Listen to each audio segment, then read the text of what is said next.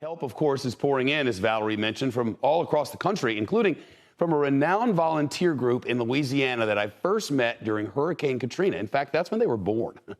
They're known as the United Cajun Navy these days. The group started during Katrina back in 2005, also played a key role in recovery efforts after Harvey in 2017 down in the Houston area. Remember the one that just rained for days? Hurricane Governor Ron DeSantis welcomed the members and described them as battle-hardened. Right now, they're coordinating search and rescue missions across hard-hit areas. Brian Trasher's with us now. He's the Cajun Navy's vice president and spokesman. It's great to see you again and to see the amazing work that you guys do. What are you seeing on the ground here, Brian? What kind of needs are people faced with, and what's the general sense of things? Well, first of all, Shep, it's great to see you. We haven't seen you since you were on another network, but we appreciate you bringing us with you and wish you success in your new gig. We are seeing, I almost hesitate to ever compare other disasters to Katrina because everybody knows what that was. And being from New Orleans, I know what that was. But Shep, I got to tell you, I've been often referring to this as a Katrina-like disaster. It's that bad. Once the comms get reestablished and people are able to get more pictures and videos out to the rest of the world, others will see. And I really am not looking forward to when officials can give us the official death toll count, because I know it's going to be heartbreaking. But we're doing what we do. Like, every hurricane that I've ever been involved in, especially in Louisiana, we've always had people from the state of Florida show up and help us. So it's like nothing for us to jet over there and help them.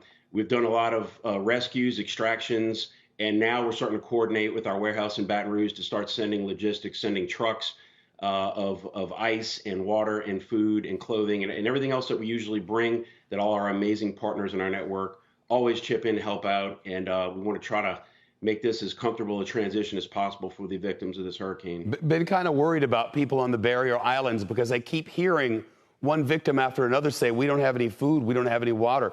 There was a man in one of our stories just about 15 minutes ago who said, I don't have anything to eat, I don't have any water.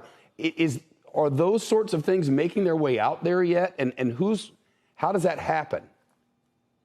There are a lot of officials that are starting to set up what I'll call ferry operations out to these barrier islands. I mean, I got to admit, I didn't know how many tens of thousands of people lived on the barrier islands. It's wild, and hundreds and hundreds and hundreds and hundreds of them didn't go anywhere. They stayed right there, and a lot of them died doing it. The way it did, they didn't think it was going to affect them, but nevertheless, they do have needs. We have enough. I say we have a bunch of volunteers with boats. We had a local Floridian, very successful business family that asked us, how many airboats do we have? And I said, I think we have 2. They're like, no, you need more. We're going to go buy you another one. So just a lot of outpouring like that. And we have experienced boat captains that are going to be going out there and trying to help people. And from my understanding, there's going to be some larger vessels coming in that will be able to take high capacity loads to and from those islands within the next few days. And we're going to be there for that. Have you been to Pine Island or Captiva or Sanibel or any of them?